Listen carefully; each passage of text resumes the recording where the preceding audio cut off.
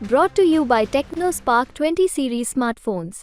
Candidate BJP का कौन है आप उसको अच्छी तरह से जानते हो और नहीं जानते, 5 साल नहीं देखा तो 4 महीने में उन्होंने आपको दिखा दिया कि राजपूत समाज के सिरमौर महान नेता पूर्व विधायक परम श्रद्धेय इंद्र सिंह जी पोंक का के हाथ पैर किन्होंने तोड़े, इस मुकदमे में ये गिरफ्तार हुए। उसके मुजरिम ये हैं, इंद्र सिंह जी पोंक की हत्या इन्होंने करवाई।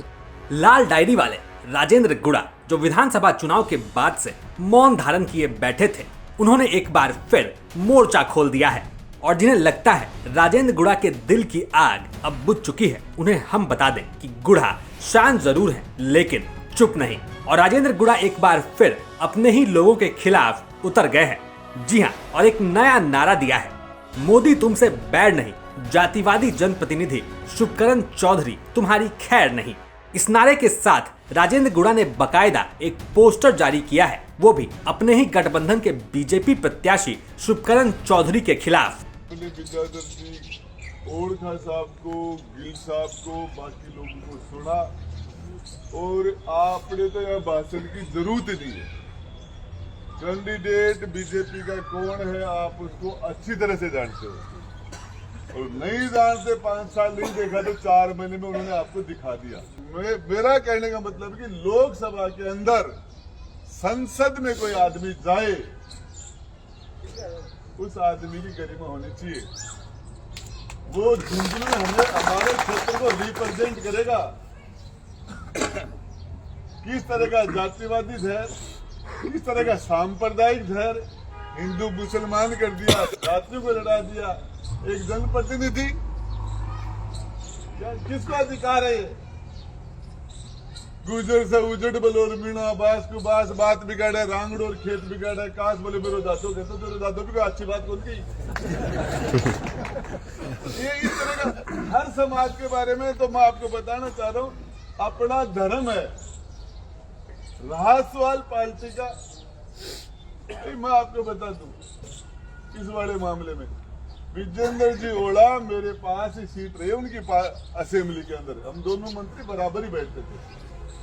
मैं गारंटी कर रहा हूं उस आदमी के बारे में, अपने पद का दुरुपयोग नहीं करेगा वो आदमी, और ये सदुपयोग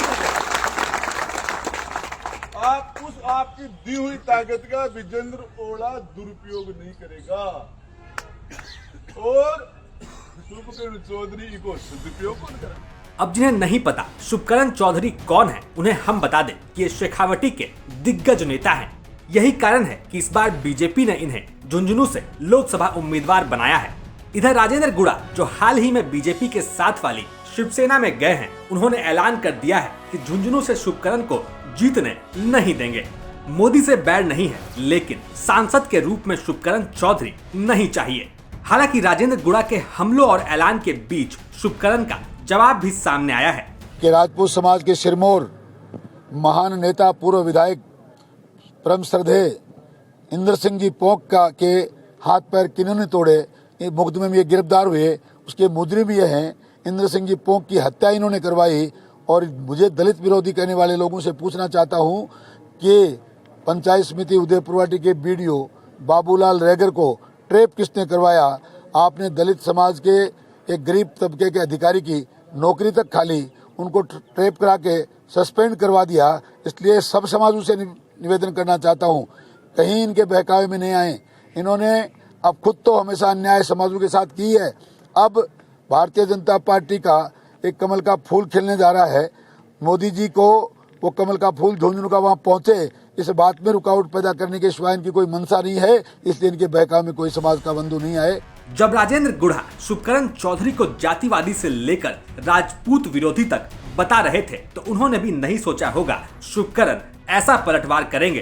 खैर, इतना तो तय है कि गुड़ा के शुभकरण के खिलाफ उतरने से उनकी मुश्किलें बढ़ने वाली हैं। मोदी तुमसे बैर नहीं और शुभकरण तुम्हारी खैर नहीं के नारों के साथ राजेंद्र गुड़ा बीजेपी प्रत्याशी के खिलाफ प्रचार कर रहे हैं। अब देखना होगा राजस्थान में क्लीन स्वीप का सपना देख रही बीजेपी के शुभकरण चौधरी झुंझुनू की सीट कैसे निकालते हैं। झुंझुनू से नैना शेखावत के साथ ब्यूरो रिपोर्ट, राजस्थान तक।